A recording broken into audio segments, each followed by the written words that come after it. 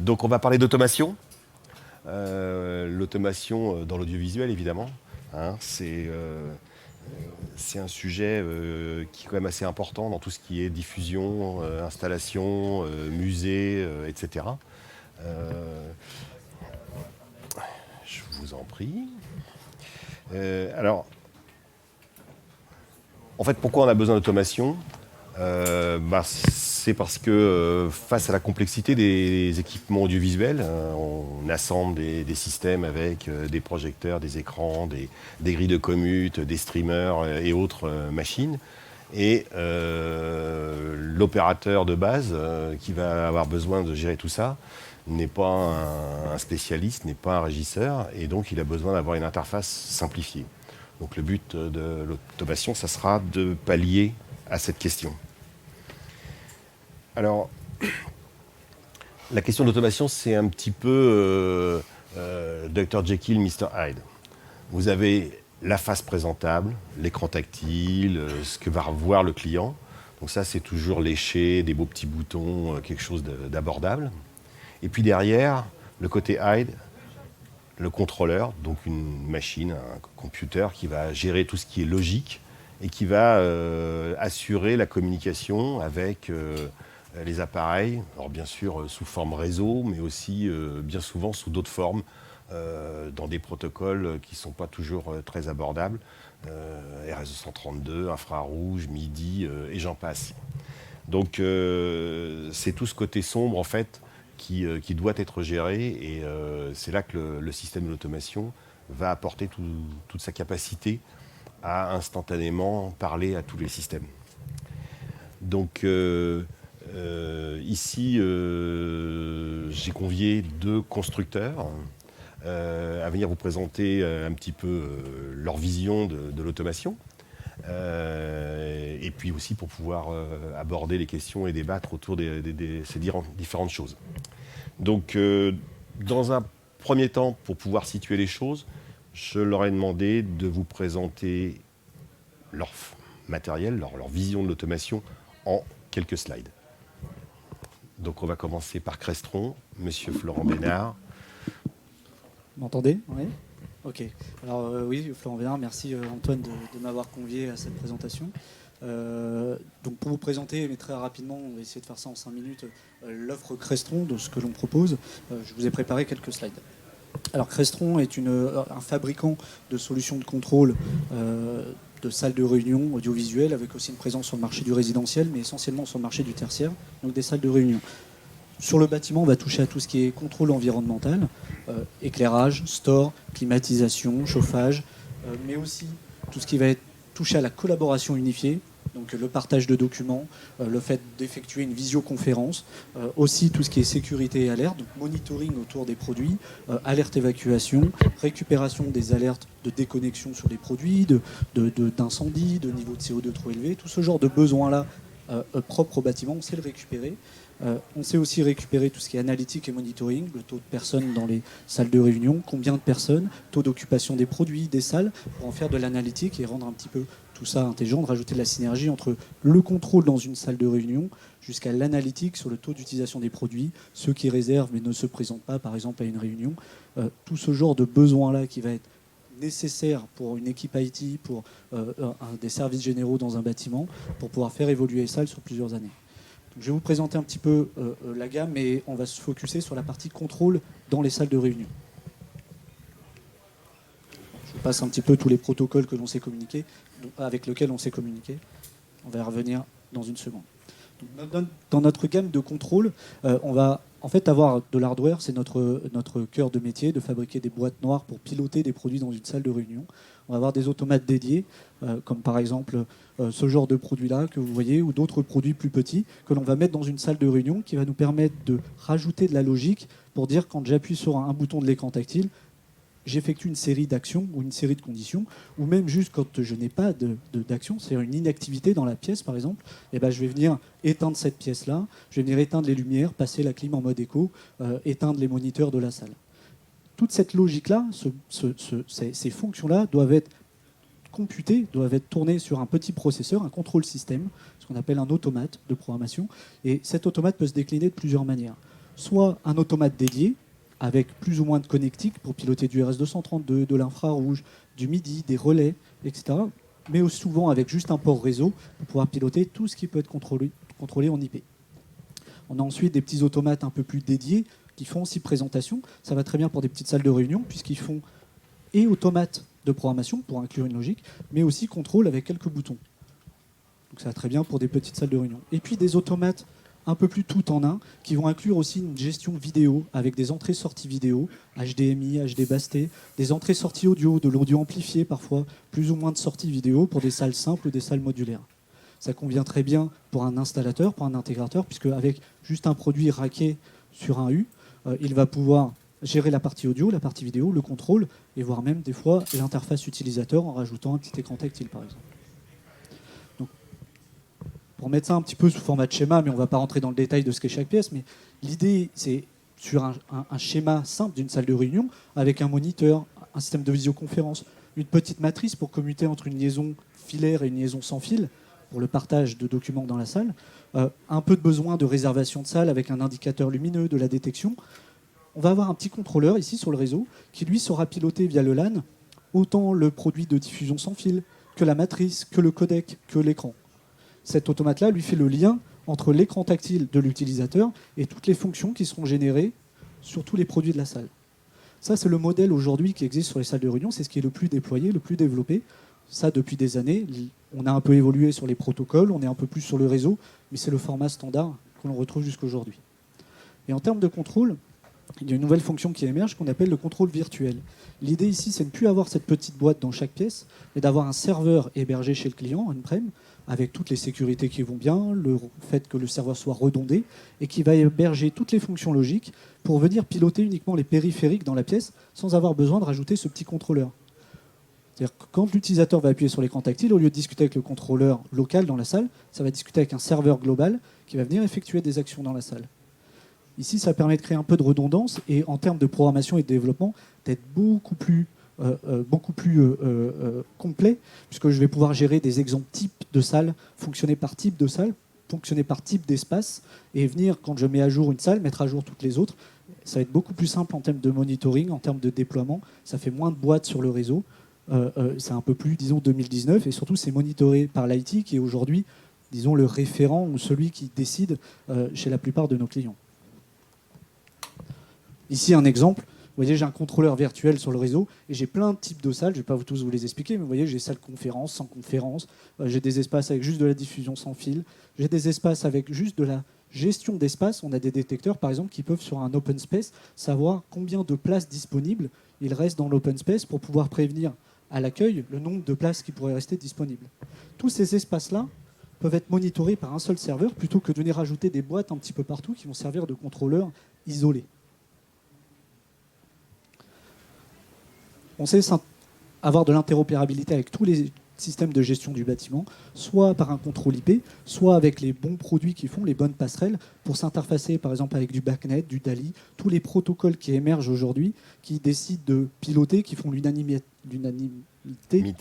pour piloter l'éclairage ou le chauffage ou d'autres systèmes type le DMX pour le scénic dans des auditoriums par exemple. En solution de programmation, on a un panel en fait de logiciels. Ça démarre de la vie framework jusqu'à la programmation très très développée. On commence par de la simple configuration web, un logiciel de design assisté où on va juste faire des liens entre les produits et l'interface utilisateur sera automatiquement générée, le programme sera automatiquement généré. Programmation par fonction logique, ce qui est aujourd'hui le plus populaire, jusqu'à un développement très spécifique en C# par des développeurs qui vont plutôt penser de manière globale, bâtimentier, que juste dans la salle de réunion. Effectivement, ce qui est important ici de savoir, c'est qu'on sait couvrir tous les types de besoins. Des fois, dans une salle, on va juste avoir besoin de faire une petite configuration et on n'a pas envie d'utiliser un logiciel très complexe.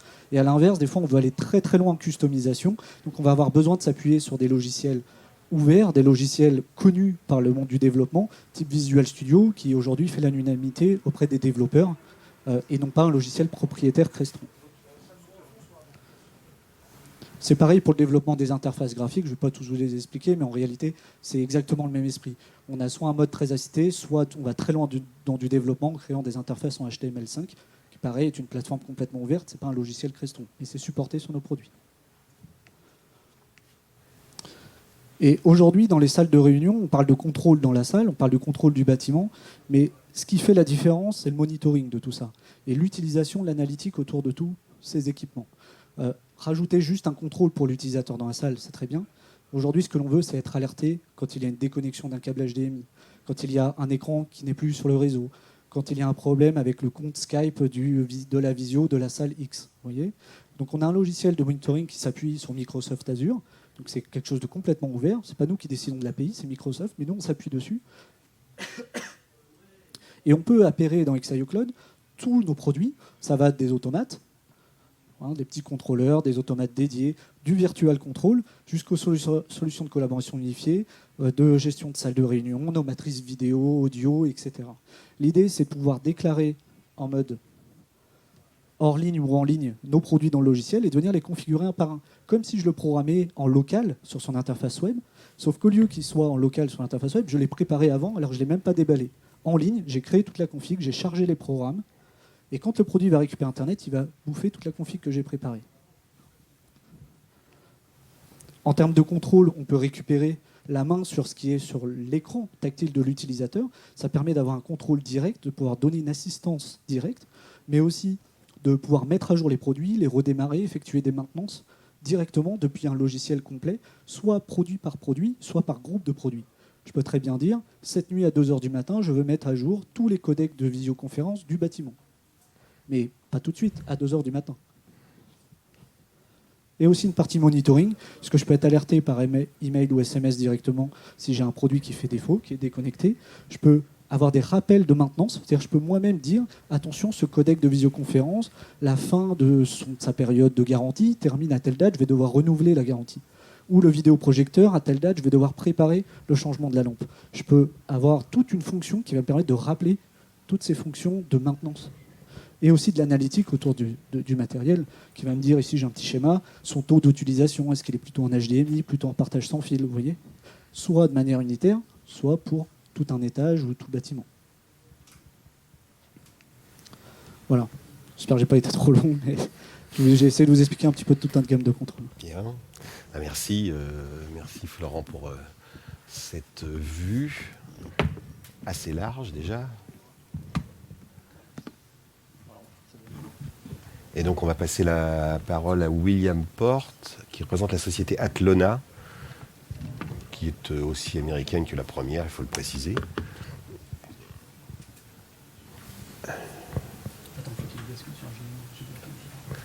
Ça va pas tarder.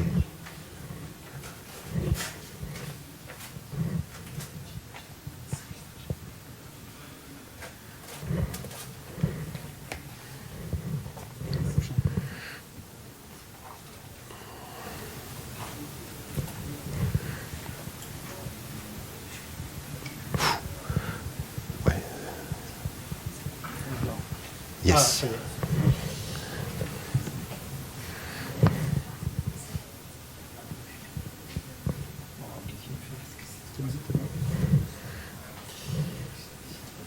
Bonjour, William Porte. Alors moi je vais être un petit peu plus long parce que je pense qu'il n'y a pas beaucoup de gens qui connaissent Atlona.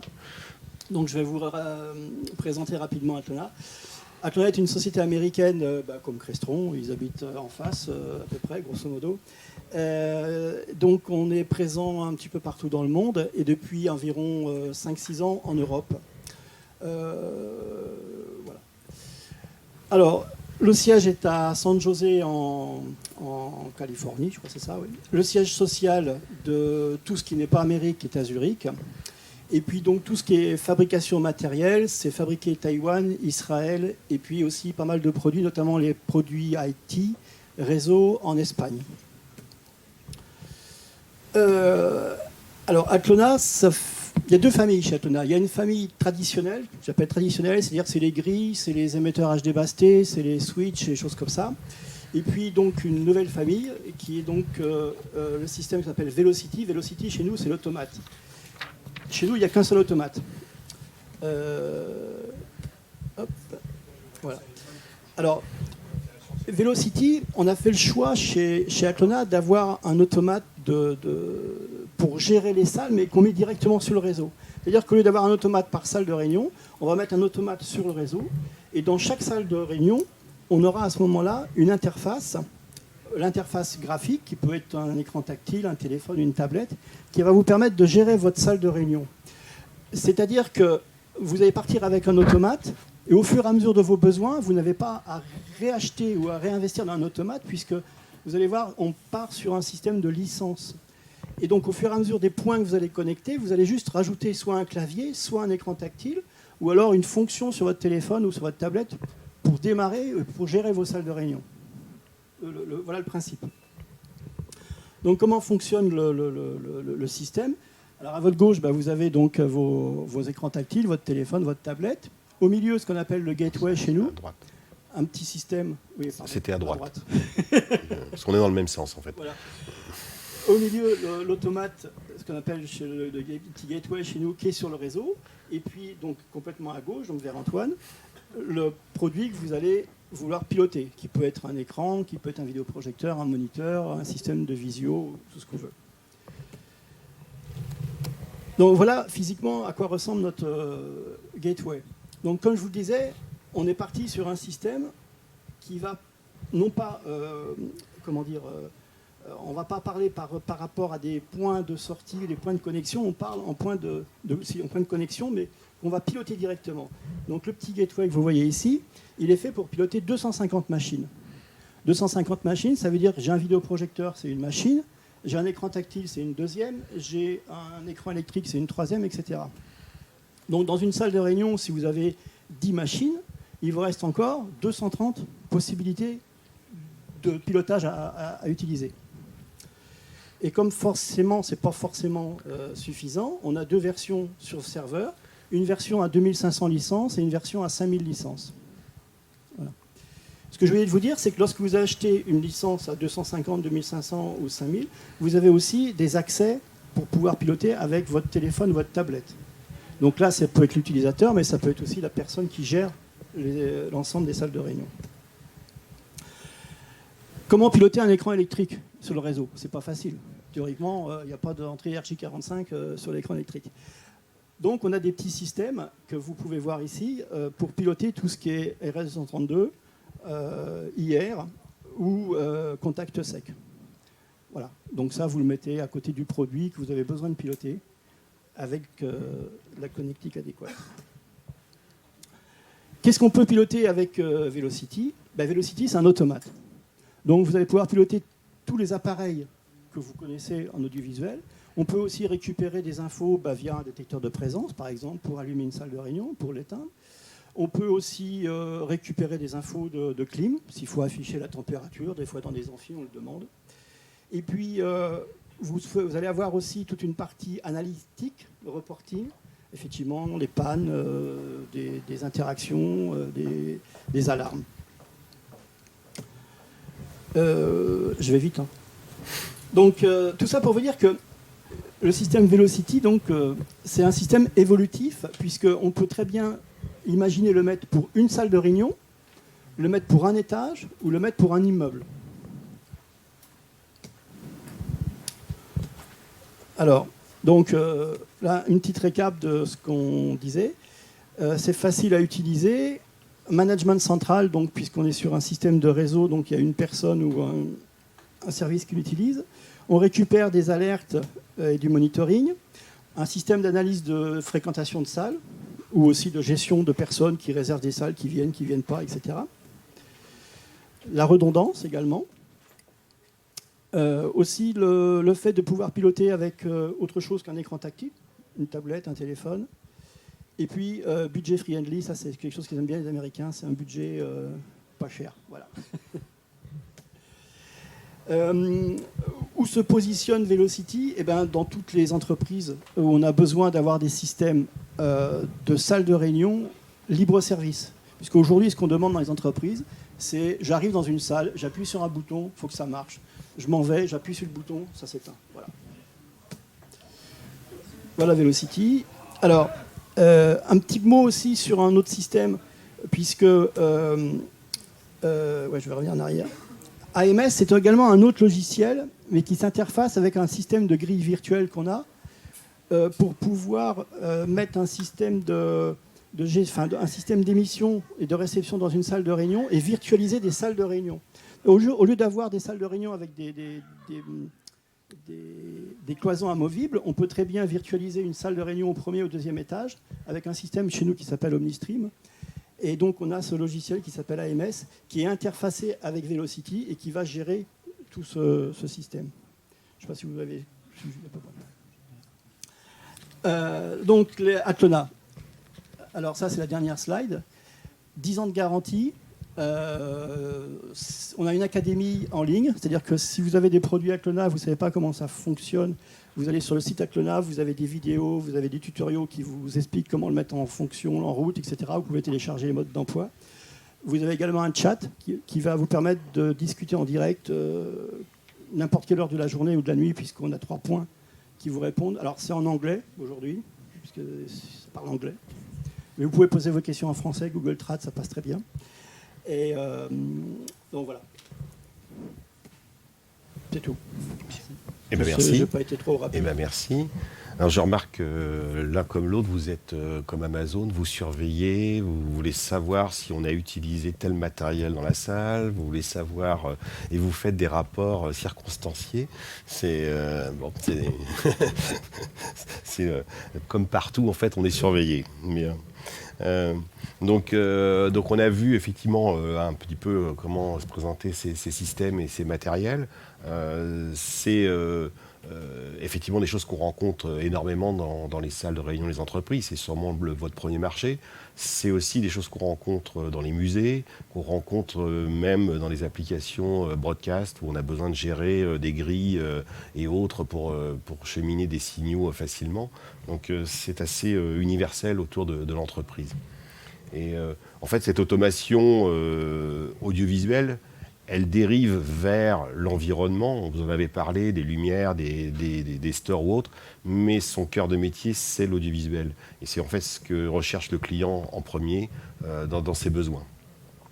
Alors, moi, je voudrais parler un petit peu des interfaces. On a vu quelques écrans tactiles, quelques claviers, et j'ai remarqué qu'il y avait des demandes des utilisateurs de moins en moins d'interfaces, voire même de pas du tout. C'est-à-dire que ils disent moi je veux pas savoir comment ça marche, j'arrive avec mon PC, je branche mon truc et puis je veux faire ma présentation, il faut que ça s'allume tout seul, alors est-ce que c'est des choses auxquelles on peut répondre sans les mains sans interface? Faut que je tienne mon micro quand même. Mais alors oui, effectivement, tu as raison, il y a une tendance qui est d'avoir de plus en plus de solutions avec autocommutation, autodémarrage. Il y a vraiment, dans le monde de l'entreprise, nous on est présent aussi sur le résidentiel, on connaît les deux mondes, où le résidentiel, on a presque envie de tout contrôler, c'est très mode gadget. Dans le tertiaire, il y a vraiment une économie sur le temps, on ne veut pas perdre de temps quand on démarre une réunion, limite, il faudrait déjà qu'elle soit commencée quand on arrive dans la salle. On a d'ailleurs des fonctions comme ça, où si l'on a réservé sa salle, on arrive, on fait rejoindre la réunion, et automatiquement, le call démarre, les écrans démarrent, l'audio démarre de manière automatique. Mais au-delà du mode automatique, il y a vraiment une envie d'avoir quelque chose de familier sur l'interface. On a des grandes tendances, Microsoft, Google ou d'autres qui vont driver l'utilisateur, l'employé tous les jours en utilisant soit Microsoft avec Teams, avec Outlook toute la journée, soit Google avec Gmail, avec G Suite et Google Hangout toute la journée. Tous ces besoins-là, les utilisateurs ils sont familiers sur leur PC et il faut qu'ils retrouvent la même chose dans la salle de réunion. C'est pour ça qu'on a des systèmes de collaboration unifiés. On retrouve la même interface que Microsoft Teams, la même interface que Zoom, Room, parce que c'est une grande tendance. Et ça permet à l'utilisateur de ne pas chercher, puisqu'il se retrouve sur l'écran tactile quand il arrive dans la salle, la même chose que ce qu'il a sur son ordinateur. C'est vraiment ce besoin d'être familier dans le contrôle. Il arrive dans la salle, il n'a pas à essayer de comprendre comment fonctionne la salle. Soit il démarre automatiquement, soit il retrouve la même interface utilisateur. Oui. Effectivement.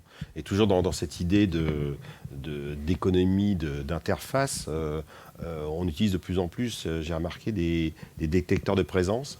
Parce qu'en fait, les gens quittent la salle de réunion, ils n'éteignent rien, les lampes de projecteur, ils ne se posent même pas la question de ce que ça coûte, etc. Et donc, on utilise de plus en plus des détecteurs de présence et quand il n'y a plus personne, au bout d'un certain temps, le système s'auto-éteint en fait. Là aussi, l'automation permet de faire des économies. On a connu des gens qui partaient en week-end en laissant la visio fonctionner avec l'Australie et quand le responsable arrivait le lundi qui voyait la facture, il avait un petit problème de coût. C'était un bon marché pour vendre des lampes de vidéoprojecteurs aussi. Oui, mais enfin, c'est pas le but du responsable de la salle de dépenser son argent pour changer les lampes. Alors, il y a aussi ce qu'il faut voir aussi, c'est qu'aujourd'hui les gens, ce que j'ai remarqué, notamment pour tout ce qui est automation réseau, on va dire, comptent ce que leur coûte un mètre carré d'une salle. C'est pour ça que les gens aiment bien avoir la partie analytique, comme disait Antoine, et surveiller.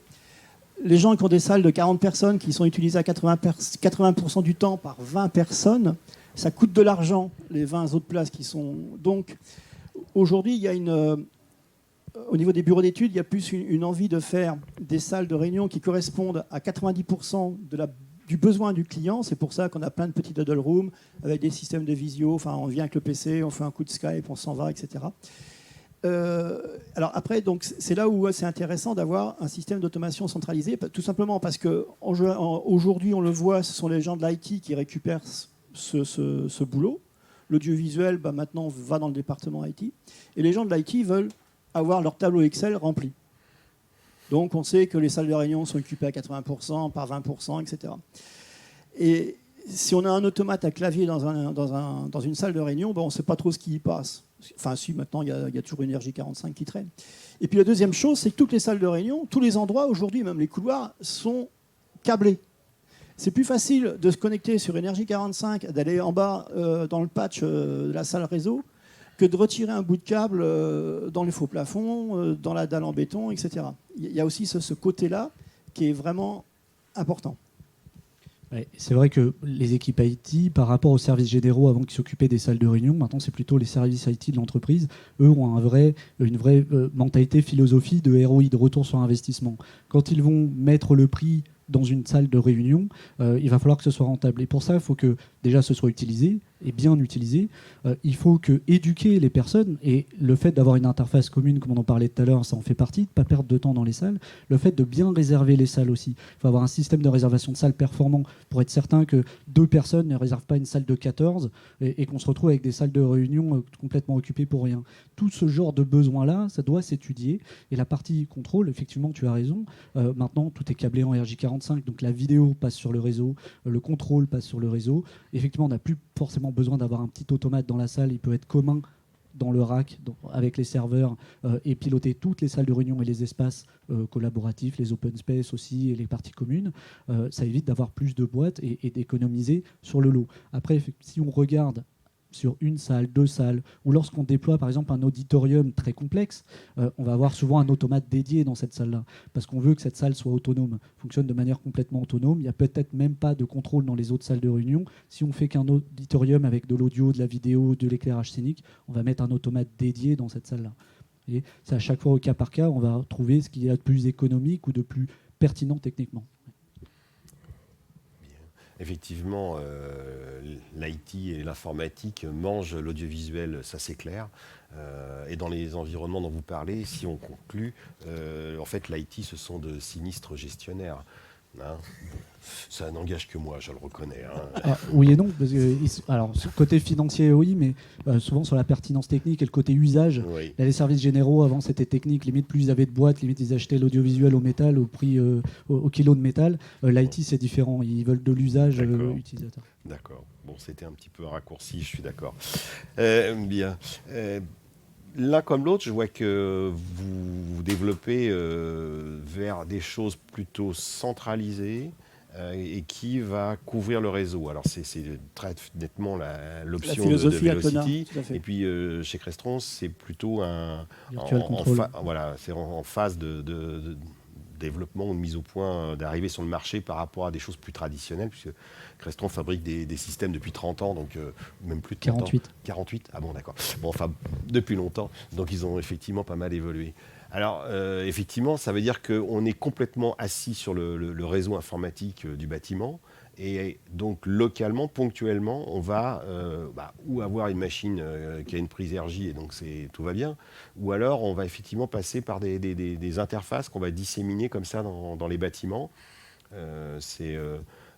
qui vont permettre d'activer, etc., du RS et autres.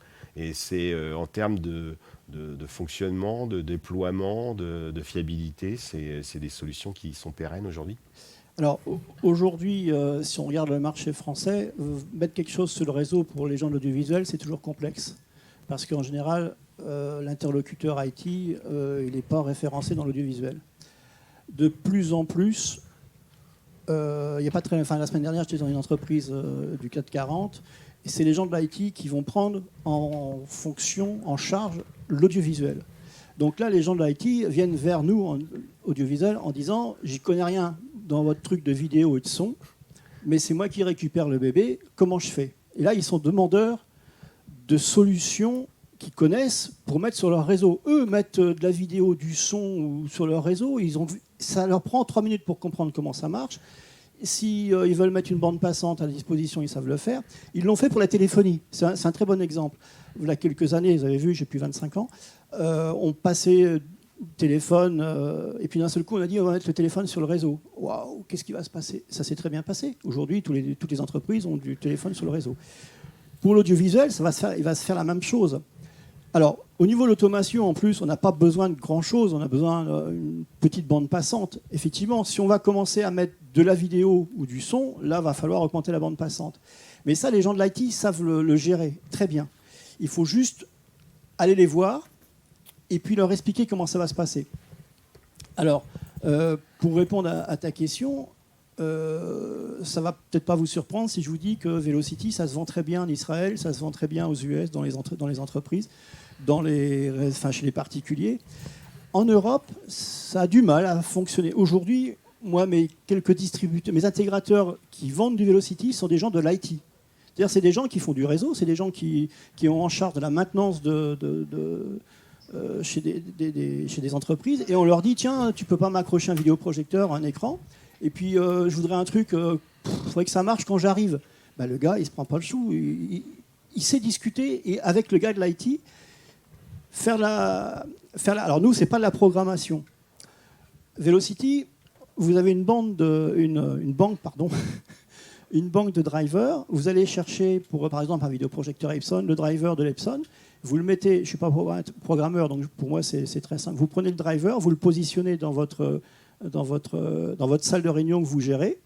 Et puis, à partir de là, vous allez voir les fonctions qui vous intéressent, donc les entrées, allumage, extinction. Et puis, vous passez après à la fonction écran, montée, descente, etc. Après, si vous voulez, vous êtes un puriste de la prog, vous ouvrez une parenthèse dans le système, et là, vous programmez en dur, vous refermez la parenthèse et vous remettez. C'est-à-dire qu'aujourd'hui, quand il y a un nouveau appareil qui sort, si vous n'avez trouvé pas le driver sur le site Atlona, vous me passez un coup de fil, et puis on va le développer pour vous. Voilà. Alors, ça peut demander quelquefois 3-4 jours, une quinzaine de jours, ça dépend du système. Mais en général, comme on ne s'amuse pas à vendre des trucs à 5 pattes, le développement d'un driver, c'est rapide. Et il y a une mise à jour chez nous de tous les mois des drivers dans le système Velocity, quoi. Voilà. D'accord. Donc là, effectivement, c'est vous qui assurez le développement des drivers et les passerelles qui vont permettre de définir quelle est la marque, etc. Puisque chaque constructeur, chaque marque, voire parfois chaque gamme de produits, on ne lui parle pas de la même façon pour obtenir une mise en route, un changement d'entrée ou que sais-je. Exactement. Donc effectivement, ça existe aussi, je crois. Oui, alors autant je rejoins William sur d'abord sur la partie IT. Effectivement, aujourd'hui, c'est les services IT qui drivent le tout, et eux ont beaucoup plus de facilité à comprendre que l'on va intégrer du transfert vidéo, du transfert audio et du contrôle de périphériques des salles de réunion directement sur l'IP. Et effectivement, aujourd'hui, pour répondre à ta question, quand on va avoir besoin de piloter un produit, 95% du temps, c'est en IP, donc il n'y a pas vraiment de sujet. 80% du temps, c'est en IP. Parce que tu es programmeur de solutions assez complexes, donc tu vois C'est peut-être vrai. pas les trucs simples. La plupart du temps, c'est de l'IP. Le reste du temps, quand on va avoir du RS-232, des relais, du MIDI, du DALI, du BACnet, tout plein d'autres solutions, KNX, effectivement, de l'IFTT, encore d'autres, Modbus, et ben on va pouvoir ajouter les petites passerelles IP vers le protocole en question pour pouvoir s'interfacer avec ça. Alors que peut-être avant, le contrôleur en local avait déjà cette fonction native. Et soit on met un automate qui a directement un port RS-232, soit on met un petit device IP vers RS-232, et c'est notre contrôleur virtuel du bâtiment qui prend la partie logique. C'est deux philosophies. Là où je ne rejoins pas trop William, c'est que nous, même en Europe, on voit ça arriver, mais seulement quand l'idée du contrôle vient de l'IT. Effectivement, quand l'idée vient de l'intégrateur, il n'est pas très familier avec cette notion de mettre le contrôle de manière virtuelle sur un serveur global. Il va préférer avoir sa petite boîte en local dans la salle de réunion. Alors ça, ce sont des solutions qui en général s'intègrent soit dans un bâtiment neuf, soit dans un bâtiment en rénovation, ou sur des salles de réunion qui sont à refaire. Voilà. Ok. Ah, je vous en prie. Une petite intervention en tant qu'intégrateur, parler du RS-232 et câblage. Je pense qu'en termes de câblage, c'est beaucoup plus simplifié en fait le pilotage par IP, le pilotage des machines, parce qu'en gros on a un seul câble à tirer, alors qu'en RS-232, quand on connaît mon infrarouge ou d'autres trucs, on a à chaque fois un câble par machine. Et là, C'est sûr que du coup, sur le contrôleur, tu vas être obligé soit d'avoir un contrôleur avec un RS-232, donc ça rajoute un coût global sur le bâtiment, et puis même en termes d'évolution, demain, s'il faut monitorer le produit, le mettre à jour, il y a plein d'autres fonctions qui ne passeront pas par le RS-232, mais que par l'IP. Donc c'est pour ça que tous les fabricants se sont mis d'accord sur l'IP, que ce soit les fabricants de contrôle comme nous, ou les périphériques type visio, tes moniteurs, et projecteurs et tout le reste. Oui, tout à fait. Ça, je dis, si aujourd'hui tout n'est pas RS-232, ça le sera très prochainement. D'accord. Donc l'IP est aussi le choix de l'installateur. Donc ça, c'est une bonne chose à noter. Hein. S'il y a d'autres questions, n'hésitez pas. Hein. Je vous en prie. On peut peut-être même tenter de vous donner un micro éventuellement. Si on a déjà des salles qui sont équipées avec des automates et autres que Crestron, Oui. c'est pris en charge aussi par vos systèmes de... Alors, comme l'expliquait William, quand on a un contrôleur virtuel, ou un autre automate d'ailleurs, une boîte Crestron, nous on a une banque aussi de drivers pour piloter des produits tiers. Okay, mais nous on n'a pas la philosophie de dire quand vous avez besoin de piloter quelque chose qui n'est pas dans notre banque, vous devez attendre de notre part qu'on crée le module. Nous, je vous ai proposé tout à l'heure toute notre gamme de logiciels de programmation. Donc vous pouvez soit le faire vous-même, soit passer par un programmeur indépendant formé Crestron pour venir vous faire le petit connecteur, la petite brique qui va dire je fais communiquer mon contrôleur d'aujourd'hui avec un contrôleur, je ne sais pas, Extron, Kramer ou d'autres existants. Et voilà, tout à fait, qui va avoir un API pour dire en IP, je communique avec ce produit pour envoyer un code RS-232 derrière. Ça, on sait le faire, oui. Merci. C'est pas forcément dans notre banque, mais ça peut se développer. Votre question, c'est peut-être aussi si vous avez une salle équipée avec un Crestron et puis une autre salle avec un Atlona par hasard, les deux systèmes vont pas se parler. Autant tout le monde va pouvoir parler avec le vidéoprojecteur Epson ou la grille Kramer ou la grille Extron, mais l'automate Atlona, il ne saura pas parler avec le Crestron. En fait, c'est que du développement. Comme je l'ai montré dans nos logiciels, on va jusqu'au Visual Studio. Et en fait, en Visual Studio, c'est complètement ouvert. Si tu veux envoyer le code A à telle adresse IP à tel moment, on saura le faire. Donc communiquer avec un automate Atlona, on le fait.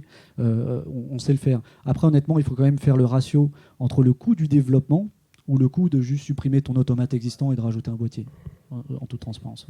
Merci. Je confirme, hein, en tant que programmeur, il nous arrive de relier des automates de différentes marques. Ça arrive, pour diverses raisons. Mais bon, ça peut se faire. Ça peut se... Oui, ou c'est pour des spécificités de certains systèmes et qui sont peut-être existants, service, etc. Donc ça arrive que l'on fasse ce genre de manipulation software pour passer d'un système à l'autre. On peut l'envisager. Oui, alors effectivement, là, on n'est plus dans le mode configuration. Je prends la brique dans la librairie, je dis que je déclare tel modèle et puis ça marche tout seul. Là, il faut effectivement rentrer dans la partie programme. Je suis d'accord, c'est une évidence. Alors moi je voulais voir aussi, mais ça découle en fait de ce que vous venez de dire. Je trouve que ces derniers temps, on voit de plus en plus... Oui, vous pouvez le garder, on le fera circuler. Et ça découle en fait de ce que vous dites, c'est qu'aujourd'hui, on voit de plus en plus de la sécurité réseau rentrer dans les systèmes. Je me suis aperçu qu'il y a encore quelques jours, je me connectais sur un vidéoprojecteur Sony. Le système vous oblige à changer le mot de passe, vous oblige à rentrer un niveau de sécurité dans le système. Avant, on pouvait le faire. Maintenant, ça devient une obligation. Et alors c'est vrai pour des vidéoprojecteurs comme celui dont je parlais, mais c'est aussi vrai de votre côté. On voit apparaître de plus en plus de niveaux de sécurité, des obligations de sécurité. Ça découle effectivement de ce que vous dites, puisque effectivement on est connecté sur des réseaux qui sont de plus en plus ouverts vers l'extérieur, et donc le danger vient de l'extérieur, comme chacun sait. Je ne sais pas si vous avez un mot à dire sur ça, mais... Oui, alors c'est intéressant parce qu'en tant que constructeur, on a toujours les deux retours. On a le client final qui va nous dire on veut le top sécurité, on veut que les produits soient 802.1x, de toute façon nous on bloquera tout, il faut que vous nous disiez port par port ce que vous voulez, ils veulent tout verrouiller, puis en fait au déploiement c'est pas forcément le cas. Puis on a l'intégrateur qui nous dit putain ça fait chier toutes ces sécurités, pardon excusez-moi je suis grossier, mais c'est comme ça qu'on l'entend, toutes ces sécurités ça nous bloque, ça nous fait perdre du temps, on est obligé de discuter avec l'IT, de tout comprendre, on veut leur faire ouvrir un port mais ils l'ouvrent que demain à 8h tous les jours donc on est obligé de revenir demain, c'est un enfer en fait des deux côtés. Okay, seulement on est obligé d'y aller, pourquoi ? Parce que on a entendu ces dernières années quelques scandales en termes d'espionnage informatique et autres. Et un produit audiovisuel dans une salle de réunion, bien sûr que c'est un sujet sensible. On imagine bien qu'on est en train de parler de produits avec des micros, avec des caméras, où on va faire des brainstorming, où on va parler de projets qui ne sont pas encore soumis à des brevets, on va avoir des discussions de ressources humaines avec la liste des licenciés à la fin du mois qui n'est pas encore sortie. Okay, donc tout ça, il faut le protéger. Et aujourd'hui, tous les produits, je pense qu'Atlona aussi, mais les nôtres sont 802.1x certifiés. On a les certifications GITC et DISA qui sont des certifications les plus élevées aux États-Unis pour les opérations gouvernementales et défense. En France, on n'a pas trop ce genre de certificats. Donc le jour où il y aura, peut-être qu'on les aura, mais il faut absolument être à ce niveau de sécurité. Par contre, effectivement, dans l'autre sens, quand nous, Automate, on veut piloter un produit tiers et que celui-ci nous exige des niveaux de sécurité compliqués, et ben là où un programmeur avant, c'était très simple d'aller envoyer un code allume-toi, éteins-toi, il faut d'abord s'authentifier dessus avec un mot de passe, lui envoyer, lui montrer patte blanche, faire tout plein de séries, un jeu de claquettes, et après lui dire allume-toi. Ça peut être plus compliqué à déployer. C'est aussi pour ça qu'il faut s'appuyer sur des fabricants qui ont des banques de drivers, des banques de modules déjà tout faits, parce que généralement ils incluent cette partie authentification. Oui, je rejoins parfaitement ce que tu dis. Alors, le niveau de sécurité, après, dépend de chaque entreprise. Effectivement, je me souviens de cette histoire d'espionnage dans une grande entreprise française.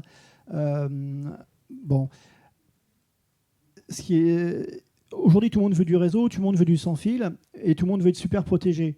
Il y a un moment où il faut faire la balance, quoi. Si on veut pas que ce qu'on dit là dans le micro, ça sorte d'ici, à la limite, on se met dans le coin, on en parle à voix basse, on écrit sur un papier, on le brûle après, comme ça on est sûr que personne ne saura ce que c'est. Voilà. Le niveau de sécurité, je crois qu'il faut s'adapter avec le client. Il est évident que si vous travaillez avec une entreprise d'armement ou une entreprise de fabrication, une entreprise de cosmétiques, il faut voir avec lui ce qu'il veut comme système de sécurité, ce qu'il exige. Après, voilà. Ok, merci pour ça. Alors on a parlé beaucoup de protocoles divers, d'interfaces de toutes sortes. Est-ce qu'on peut rêver et on peut dire que l'avenir va aller vers une simplification, une uniformisation des protocoles, puisque tout le monde va plus ou moins vers l'IP, on va dire que c'est de l'IP, et puis derrière, parce que l'IP ça n'est que le tuyau, pour parler à un Sony, un Toshiba, je crois celui-là, ou un NEC, ou un je ne sais quoi, est-ce qu'on va leur parler de la même façon ? Parce qu'aujourd'hui c'est pas le cas. Aujourd'hui c'est très complexe, même si... Et je pense que tu le sais bien, Crestron a essayé de mettre en place auprès des fabricants de vidéoprojecteurs et moniteurs un genre de module ou d'API ou de langage commun qu'on appelait le Crestron Connected. Des fois, derrière le vidéoprojecteur, on voit le petit logo Crestron Connected. C'est très régulier. Ça permet de dire, peu importe la marque du vidéoprojecteur, ce sera les mêmes codes et la même façon de parler pour piloter ce vidéoprojecteur. Alors, avec quelques travers, parce que quand on rajoute par-dessus la sécurité réseau, il y en a qui ont la sécurité, d'autres qui l'ont pas. Certains, c'est un port réseau, d'autres, un autre. Ça peut être plus compliqué. On sort une nouvelle version qui s'appelle le Crestron Connected 2.0. Alors, il aura les mêmes fonctions, mais en plus, il va ajouter d'autres fonctionnalités comme la partie monitoring du produit, qui va pouvoir nous informer si un HDMI débranché, s'il y a un problème avec la lampe, tout ce genre de petits défauts de monitoring, et aussi la partie gestion du niveau de logiciel du produit, parce que autant un vidéoprojecteur, c'est simple, autant un moniteur interactif avec une fonction Windows, tableau blanc, ça peut être plus compliqué, mais on va pouvoir aussi gérer la mise à jour du produit. Et ce Crestron Connected 2.0 pourrait être monitoré directement via la dernière solution que je vous ai présentée tout à l'heure, le Crestron XIO Cloud, qui permet de monitorer les produits, d'être alerté, de prendre la main dessus, sans parler de contrôle, juste de monitoring. Ce Crestron Connected a déjà été approuvé chez nous par plusieurs fabricants, Epson, NEC, LG et d'autres, avec une roadmap assez lointaine. On parle de fin 2020, de 2021, mais avec une envie et un consensus assez dynamique pour justement essayer de trouver un langage simple et simplifier la vie de nos intégrateurs, mais aussi la vie de l'utilisateur final qui, quand il veut changer de projet, n'est pas obligé de faire appel à son intégrateur ou à son programmeur pour pouvoir revenir voir le programme. Alors ça, c'est une solution Merci. quand même un petit peu propriétaire, parce que c'est votre logo qui est sur la machine. Alors, c'est pas universel. L'universalité, je pense que c'est un peu une utopie parce que chaque fabricant veut cacher quand même ses petits secrets. Donc, quand on va voir un vidéoprojecteur Sony et un Epson, il y aura peut-être, on va dire, allez, soyons fous, la même commande pour allumer et éteindre. Mais après, pour gérer les entrées ou gérer le son ou gérer autre chose, il y aura toujours des différences parce que chaque fabricant veut se démarquer, veut dire moi je fais du truc mieux que mon voisin. C'est le cas de nous deux d'ailleurs. Non mais donc c'est extrêmement complexe et effectivement dans le monde idéal, ce serait génial d'avoir un truc que je me branche et ça marche tout seul. Je vais prendre juste un petit parallèle, l'HD Basté. Il y a un consortium HD Basté. Tout le monde a dit ouais c'est génial, mais il y a la moitié des gens qui ne sont pas dans le consortium. Par contre, vous avez des vidéoprojecteurs, théoriquement vous vous branchez sur l'HD Basté, ça marche, ils ne sont pas dans le consortium. D'autres ça ne marche pas, parce que chacun veut envoyer un truc en plus dans sa connectique. Donc les protocoles comme ça, c'est bien, mais... Bien, donc le monde n'est pas idéal. Alors, je te rejoins parce qu'effectivement, je parle de ce Crestron Connected pour les projecteurs, mais les projecteurs, c'est une chose. En réalité, quand on vient intégrer une salle, on a la visioconférence à piloter, on a plein d'autres produits. Et demain, moi-même, j'imagine pas avoir un langage commun pour piloter une visioconférence Cisco, une visioconférence Polycom, une visioconférence Teams, Zoom ou autre. Chacun a son langage. L'idée, c'est de travailler avec un fabricant qui a cette banque de drivers pour pouvoir facilement changer d'une interface à l'autre. Mais effectivement, je n'imagine pas demain avoir tous les systèmes de visioconférence ou les fabricants qui utilisent le même langage. Ouais, effectivement. Bien, donc le problème de l'automation va rester sous sa forme actuelle. D'accord. Bien. Est-ce qu'il y a des choses, il y a des questions que vous suscitent cette conversation Vous voulez aborder des choses Vous utilisez de l'automation peut-être Non Oui. Vos profils, oui, c'est... Que ça soit dans les universités, il y en a partout. Bon.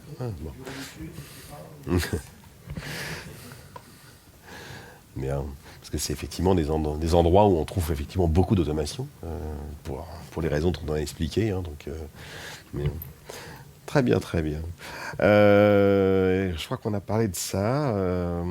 Alors, sur la partie mise en œuvre et programmation, alors configuration, programmation, on en a parlé un petit peu rapidement. Si on a approfondi un petit peu, ça veut dire que du côté Atlona et de Velocity, clairement, un technicien audiovisuel qui connaît ces machines, il est capable en quelques heures de rentrer dans le système et de faire un système qui tourne. Alors, pour un pour un programmeur, un pur, un dur, comme vous avez là, je pense qu'en une demi-journée, c'est fait. Parce qu'il y a le réflexe, il y a toute l'architecture de la programmation que vous avez. Il faut avoir une certaine logique quand on Voilà, fait ce genre une logique, de truc. Mais ouais, ça, tout à fait. c'est donné à un certain nombre de gens, quand même, la logique. Hein. Oui, non, mais il y a toujours une logique différente. Chaque métier a sa logique. Je veux dire, quand on fait de la prog ou quand on fait, je sais pas, du câblage, on n'a pas la même logique. Le gars du bureau d'études a encore une autre logique. Donc, quelqu'un qui fait de la programmation, qui est habitué à faire de la prog sur du Crestron ou sur d'autres appareils, va effectivement en une demi-journée, une journée grand maximum, pouvoir s'amuser à piloter une caméra, à changer le fond. Là, on est dans le cas inverse. Là, Oui. tu parles de quelqu'un qui connaît ce genre de métier, qui a l'habitude de ce genre de choses. Effectivement, il va tomber sur un système de configuration, ça va être beaucoup plus facile pour lui, Voilà. il va y rentrer tout de suite. Ouais. La question, c'est dans l'autre sens. Alors, dans l'autre sens... Ou alors, j'ai mal posé ma question, c'est peut-être quel profil il faut pour pouvoir aborder ce genre de logiciel, pour pouvoir être à l'aise et configurer un truc qui marche dans un délai normal ou raisonnable, avant que le patron l'engueule. C'est peut-être dans ce sens-là qu'il faut que je pose ma question. Oui. Alors, dans l'autre sens, quelqu'un qui n'a jamais fait de programmation, mais qui a des connaissances de base dans, je dirais, le réseau, qui sait paramétrer un petit bout de switch, qui sait faire, je sais pas, qui a déjà paramétré une grille audio, par exemple.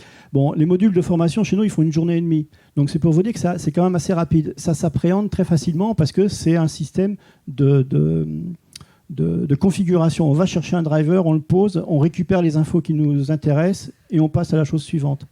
On fait des liens en fait. On fait des liens, voilà, exactement. On a un bouton d'un côté qu'on va avoir dans le téléphone. Voilà. Qu'est-ce qui se passe derrière ce bouton ? On veut Ouais. que ça démarre le projecteur, que ça descende l'écran. Exactement. Donc on fait on relie les choses d'un bout à l'autre. Exactement. Voilà. On fait une petite chaîne en fait à chaque fois entre chaque pièce. Exactement, tout à fait. D'accord. Et dès l'instant où vous allez mettre l'automate Velocity sur le réseau, si vous avez d'autres machines à Clona de la même marque, il va tout de suite aller les repérer.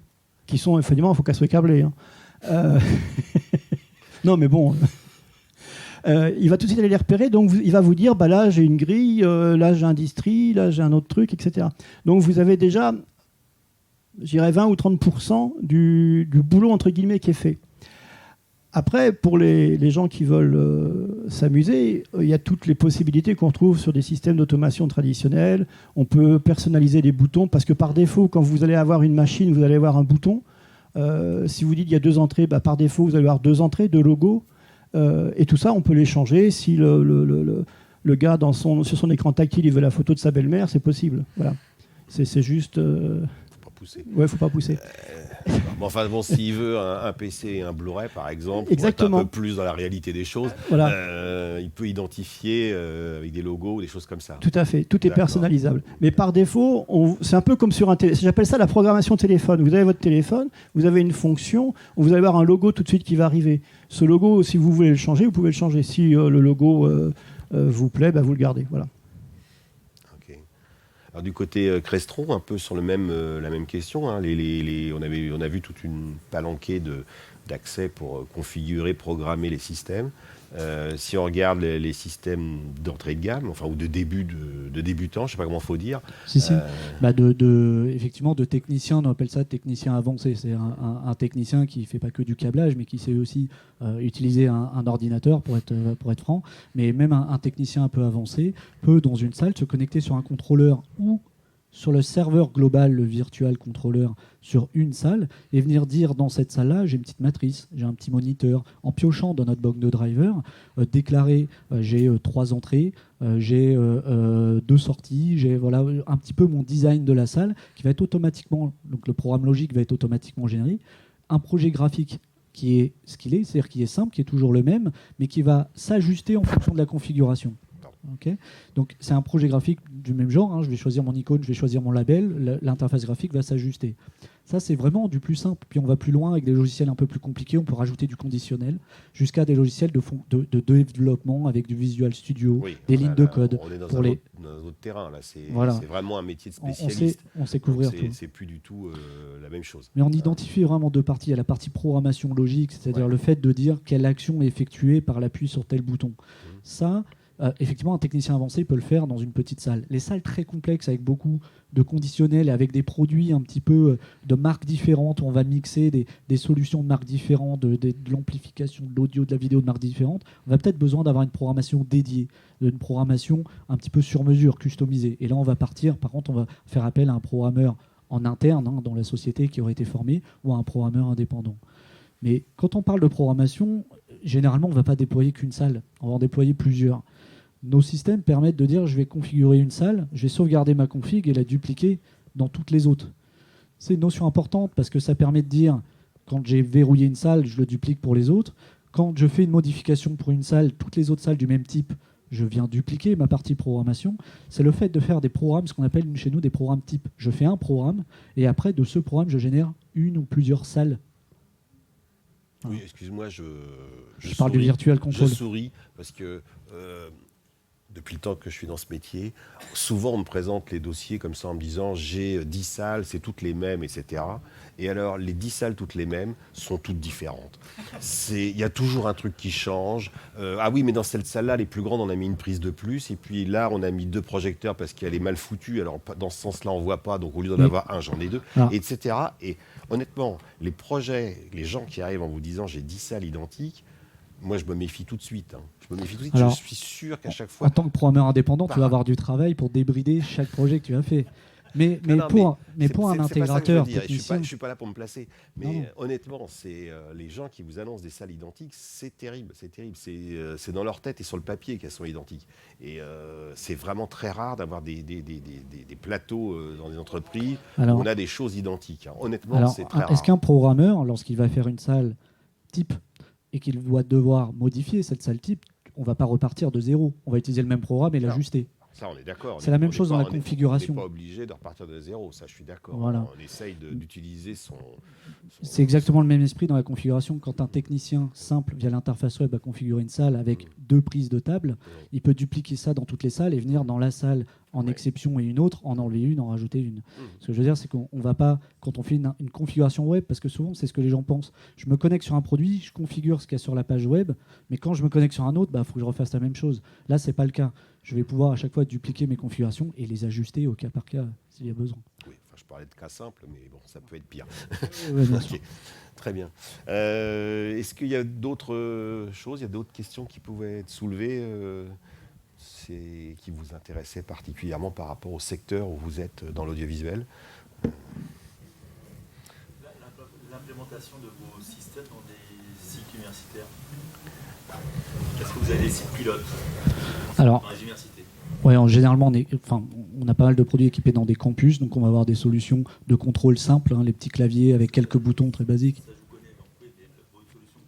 Virtuel, de contrôleur virtuel. Honnêtement, je ne vais pas vous mentir, je n'ai pas d'exemple, en tout cas en France, de solutions déployées de ce genre-là.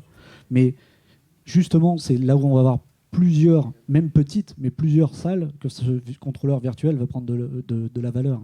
C'est quand on a plusieurs salles, quand on a beaucoup, que ça prend de la valeur. Parce que quand on n'en a que 5, 10, on va plutôt privilégier des petits contrôles en local. Parce qu'en termes d'investissement, on va avoir plusieurs petites boîtes, plutôt qu'avoir un gros serveur avec de la redondance, etc.